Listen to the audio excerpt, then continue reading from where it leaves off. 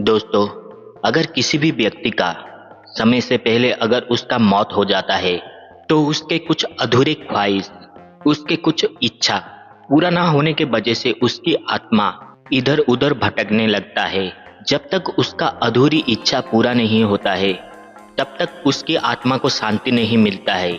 इसीलिए वही आत्मा हर जगह भटकते रहता है। दोस्तों, आज मैं आप लोगों को एक भटकती आत्मा का कहानी सुनाने वाला हूँ, जिसका कम उम्र में ही उसका मौत हो जाता है।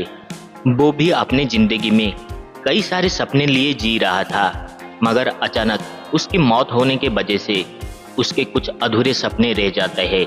अपने अधूरे सपने पूरा ना होने के वजह से वो आत्मा एक प्रेतात्मा बनकर भटकने लगता है, जिसे लोग भूत कहते हैं। दोस्तों, ये कहानी शुरू करने से पहले आप लोगों को एक निवेदन है।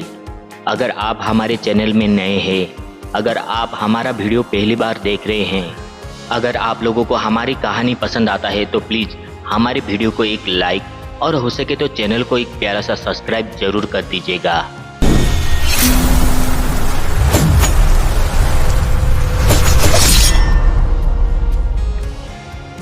दोस्तों, आज जो हम आप लोगों को एक कहानी सुनाने जा रहे हैं, वो एक ऐसी घटना है जिसे कई प्रेस वालों ने अपने पुस्तकों में भी प्रकाशित किया है। ये घटना सन 1968 में घटित हुई थी। उस समय मेडिकल की सुविधाएं बहुत ही कम था। लोगों को अच्छे इलाज ना होने की वजह से उनकी अकाल मृत्यु होती थी। उस वक्त बीमारी की वजह से लोगों का मौत होना बहुत ही आम बात हो गया था। यूपी के मुजफ्फरनगर रसूलपुर गांव में एक चौधरी राम सिंह नाम का एक व्यक्ति रहता था। उसका एक 4 साल का बेटा था। कुछ बीमारी की वजह से उसके बेटे को सही तरह का इलाज ना मिलने के कारण एक दिन रात को उसके बेटे का मौत हो जाता है। एक लौता बेटे की मौत होने की वजह से राम सिंह बहुत ही सदमे में चला जाता है। उस गांव के सारे लोग सुबह होते ही उसके बेटे को दफनाने के लिए निर्णय लेते हैं। उसी रात को मुजफ्फरनगर के दूसरे एक गांव में कुना नाम का एक आदमी का बैलगाड़ी से टक्कर होने के वजह से उसका मौत हो जाता है। उस वक्त कुना का उम्र 28 साल था। वो अपने माँ बाप के एक लौता बेटा था। हर इंसान की तरह कुना भी अपनी जिंदगी में कई सारे सपने देखे थे, मगर मौत कब और कैसे किस रूप में आ जाए ये बात किसी को भी पता नहीं है। उस दिन रात को भी कुना की जिंदगी में बैलगाड़ी एक मौत बनकर आया था। उस बैलगाड़ी से टक्कर खाने के वजह से उस रात को कुना की मौत हो जाता है और उस गांव के लोग कुना को लेकर उसी रात को जला देते हैं। दूसरी तरफ रसूलपुर गांव के लोग सुबह होते ही राम सिंह के 4 साल के बेटे को दफनाने के लिए जंगल लेकर जाते हैं। जंगल की ओर जाते समय एक इंसान की नज़र उस बच्चे के ऊपर पड़ता है। वो देखता है कि उस बच्चे में कुछ हलचल नजर आता है। बच्चे के अंदर हलचल होता देखकर गांव के सारे लोग थोड़ा सा डर जाते हैं। वहां के सारे लोग बच्चे को नीचे रखते ही वो बच्चा अचानक से उठकर खड़ा हो जाता है। पहले पहले तो सारे लोग थोड़ा सा डरे हुए होते हैं, मगर बच्चा को जिंदा देखकर सारे लोग खुश हो जाते हैं और सोचने लगते हैं उन सबसे कितने बड़े गलती होने वाला था। जिंदा बच्चे को वो लेकर दफनाने के लिए जा रहे थे। राम सिंह अपने बेटे को जिंदा देखकर बहुत ज्यादा खुश हो जाता है। वो अपने बेटे को रोते हुए जोर से कस के पकड़कर अपने सीने से लगाता है, मगर उसका बेटा उसे पहचानता नहीं है। वो कुछ अजीब सा हरकत कर रहा था। उस वक्त राम सिंह को ये पता नहीं था कि उसके बेटे के शरीर में कुना का आत्मा आ चुका था। कुना, जिसको बैलगाड़ी के टक्कर खाने के वजह से उसका अकाल मृत्यु हो गया था, उसके कुछ अधूरे सपने रह जाने के वजह से उसका आत्मा उस जंगल में भटक रहा था। जैसे ही उसने देखा एक छोटे बच्चे की लाश लेकर कुछ लोग जा रहे हैं, तो उसका आत्मा उस छोटे बच्चे के अंदर आ गया।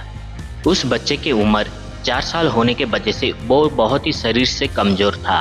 भले ही उसके शरीर के अंदर 28 साल कुना का आत्मा क्यों ना हो, मगर वो शरीर एक 4 साल के बच्चे का था। राम सिंह अपने बेटे को लेकर अपने गांव रसूलपुर चला गया। उस वक्त कुना को समझ में नहीं आ रहा था कि वो किस जगह पर आ गया।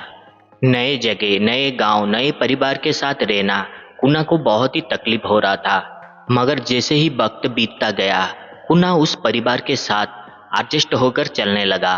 कुछ सालों के बाद कुना का उम्र 10 साल हो चुका था। वो अपने अतीत को पूरी तरह से भूल चुका था। एक दिन कुना अपने माँ के साथ अपने नाना के घर जा रहा था। वो उसी जंगल के अंदर जाते समय वो एक जगह को देखता है। ये वही जगह था जिस जगह पर कुना को जलाया गया था। उसी जगह को देखने के बाद कुना को अपने अतीत के बारे में याद आता है। वो अपने माँ को कहता है, माँ, इस जंगल के दूसरी तरफ मेरा अपना गांव है, मेरा अपना एक परिवार है। मेरे बूढ़े माँ बाप उस घर में रहते हैं। पता नहीं मेरे जाने के बाद वो लोग कैसे होंगे। मैं आपके साथ रहकर मेरे अपने माँ बाप को भूल गया था। माँ, चलो ना उस गांव में एक बार चलते हैं। मैं एक बार देखना चाहता हूँ मेरे माँ और बाबा कैसे हैं, वो किस हालत में जी रहे हैं। अपने बेटे के मुंह से इस तरह का बातें सुनने के बाद उसके माँ को थोड़ा सा अजीब लगा। फिर उसने मुस्कुराते हुए कहने लगा, बेटा, पहले अपने नाना नानी के यहाँ जाकर अपने नाना नानी को देख कर आ, बाद में उस गांव चले जाना। वो अपने बेटे की बातों को मजाक में लेकर अपने बेटे को लेकर वहाँ से चला जाता है। कुना मजबूरी में आकर अपने नाना नानी के गांव चला जाता है। मगर भगवान का करिश्मा देखो, उस गांव में एक सब्जी बेचने वाला घूम घूम कर सब्जी बेच रहा था। सब्जी बेचने वाला का आवाज़ सुनकर कुना अपने नाना के घर से भागता हुआ बाहर आता है। वो देखता है कि वो सब्जी बेचने वाला कोई और नहीं बल्कि उसके बूढ़े बाप है। अपने बूढ़े बाबा को इस तरह से सब्जी बेचता हुआ देखकर कुना के आंखों में आंसू आ गया। वो भागता हुआ उस सब्जी बेचने वाले उस बुजुर्ग इंसान के पास गया और कहने लगा, बाबा, आप कैसे हो, मुझे पहचाना? मैं हूँ कुना, आपका बेटा। वो सब्जी बेचने वाला उस बच्चे के मुंह से अपने बेटे का नाम सुनकर उसके आंखों में आंसू आ गया। उसके बेटे को गुजरे हुए 6 साल हो चुका था। वो उस बच्चे के सर पर अपने हाथ रखकर थोड़ा सा मुस्कुरा कर वहाँ से जाने ही वाला था कि कुना फिर से दौड़ता हुआ जाकर उनके पाँव पकड़कर कहने लगा, बाबा, मेरे बात तो सुनो, मैं आपका ही बेटा हूँ कुना, मैं मरा नहीं हूँ, मैं जिंदा हूँ। वो अपने अतीत के बारे में सारे बातें, जो अपने माँ बाप के साथ बिताए हुए पूरे वक्त और उस रात बैलगाड़ी से टक्कर खाने के वजह से हुई उसके मौत के बारे में उसके बाबा को कहने लगा। उस बच्चे के मुंह से सारी बातें सुनने के बाद उस इंसान को यकीन हो गया था कि ये वही है कुना, उसका बेटा। वो उस बच्चे को गले से लगाकर जोर जोर से रोने लगा और कहने लगा, बेटा, हमको छोड़कर तुम कहाँ चले गए थे? तेरे जाने के बाद मेरा और तुम्हारे माँ का क्या बुरी हाल हुआ, क्या तुम्हें पता है? कुना ने कहा, बाबा, मैं बहुत कोशिश किया आपके पास आने के लिए, मगर मैं क्या करता, मैं बच्चा था इसलिए आपके पास नहीं आ पाया, मगर अब मैं आ गया हूँ। आप परेशान मत होइए, आज के बाद से मैं आपको छोड़कर कहीं भी नहीं जाऊँगा। मैं आपका और माँ का अच्छी तरह से ख्याल रखूँगा। उस वक्त उस बच्चे की बातें सुनकर उस गांव के सारे लोग बहुत ही हैरान हो गए थे। आखिर ये कैसे मुमकिन हो सकता है? उस वक्त कुना का माँ और उसका नाना नानी भी आकर उसके पास खड़े हो गए थे। उसका माँ कुना को गले से कसकर पकड़कर कहने लगा, नहीं बेटा, तुम मेरे बेटे हो, मैं तुम्हें कहीं भी जाने के लिए नहीं दूंगा। आखिर तुम्हें क्या हो गया है? तुम इस तरह का अजीब अजीब बातें क्यों कर रहे हो?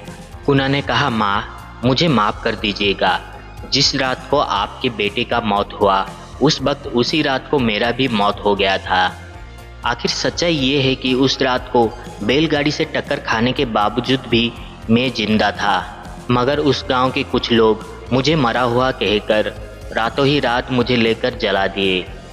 अगर सही समय पर वो लोग मुझे लेकर हॉस्पिटल लेकर जाते तो शायद मैं अच्छा हो जाता। वही लोग थे जो जानबूझकर मुझे बैलगाड़ी से टक्कर मारे और बैलगाड़ी से टक्कर खाकर मेरा मौत हो गया कहकर रातों ही रात मुझे लेकर जला दिए। मौत से पहले ही उसके शरीर को जला देने की वजह से कुना का आत्मा उस जंगल में भटक रहा था। ये सब बातें सुनने के बाद गांव के सारे लोगों के आंखों में आंसू आ गया। आखिर कौन थे वो लोग जो उस दिन रात को जानबूझकर कुना को बैलगाड़ी से टक्कर मारे थे और जिंदा इंसान को रातों ही रात लेकर उसके शरीर को जला दिए? आखिर उन लोगों का असली मकसद क्या था?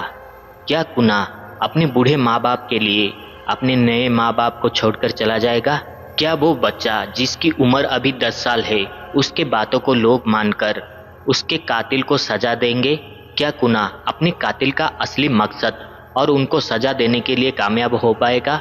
ये सब जानने के लिए हम आप लोगों के लिए इसका अगला भाग लेकर जरूर आएंगे।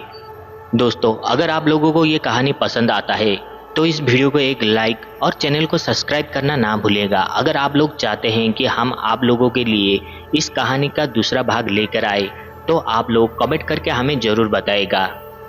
आज के लिए बस इतना ही, फिर मिलते हैं एक नई वीडियो में एक नई कहानी के साथ। जय हिंद।